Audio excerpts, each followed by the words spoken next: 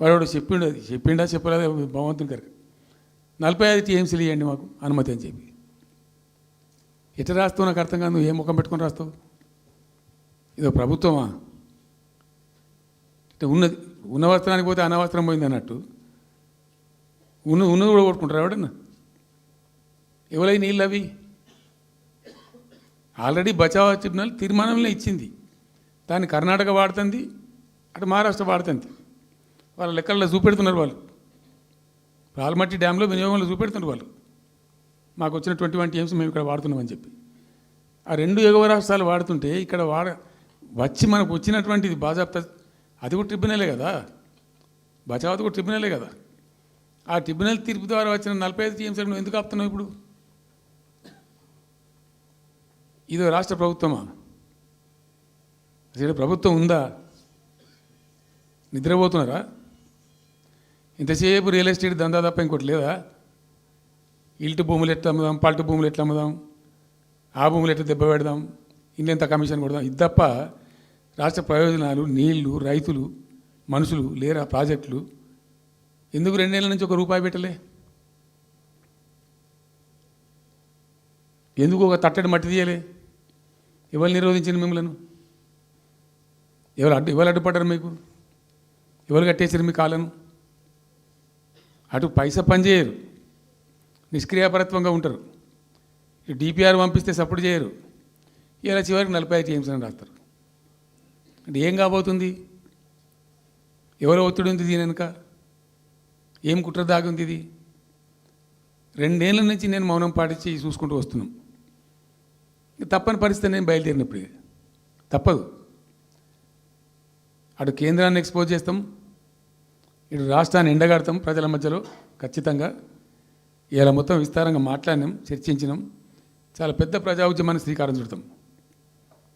Compulsory Palamuru, Rangareddy, Nalgonda జిల్లాలలో గ్రామాన దానికి పోస్టర్ డిజైన్ అవుతుంది, కరపత్రం డిజైన్ అవుతుంది. ప్రజా ఉద్యమాలు చేస్తాం, పెద్ద బహిరంగ సభలు పెడతాం. నేను స్వయంగా అటెండ్ అవుతున్న బహిరంగ సభలకు. ప్రజాక్షేత్రంలో ఈ ప్రభుత్వం యొక్క నిష్క్రియాపరత్వాన్ని ఎండగడతాం. ఇప్పుడు వాయిస్ అయితే తెలంగాణకు, మరి తెలంగాణకు ఉన్న ప్రభుత్వం మాట్లాడకపోతే ఇంకెవరు మాట్లాడాలా? మాకు 2 బాధ్యతలని.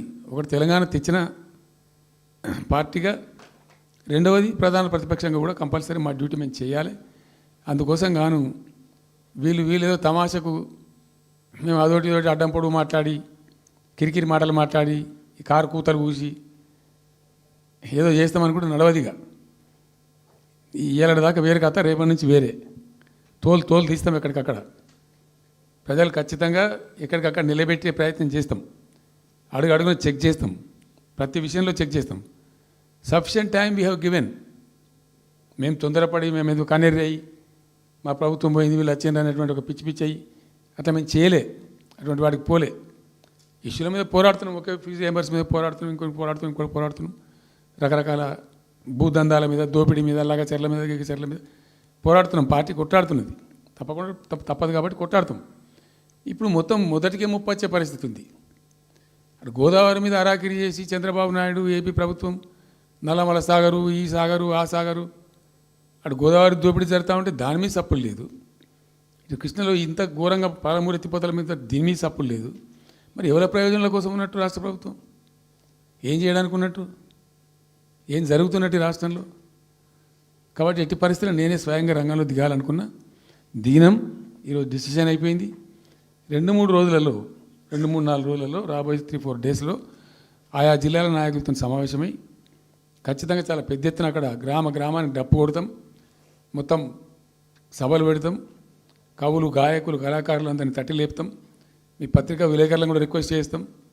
అక్కడ జరిగే అన్యాయాన్ని, ప్రజలకు జరిగేటువంటి అన్యాయాన్ని, ఈ జలదోపిని అరికట్టాలని ఈ కేంద్ర ప్రభుత్వం అవలంబిస్తున్న విధానాన్ని కూడా తప్పకుండా చేస్తాం. ఇన్ని రోజులు ఒక రకంగా పోయినాం, కానీ తప్పేటట్లేదు. ఇప్పుడు ఎవరితోనైనా సరే కొట్లాడతాం, తెలంగాణ కోసం భయపడం, యాందాకాని పోతాం, ఈ కొండ మీద గోపైనా సరే కొట్లాడతాం, తప్ప ఇడిచిపెట్టాం.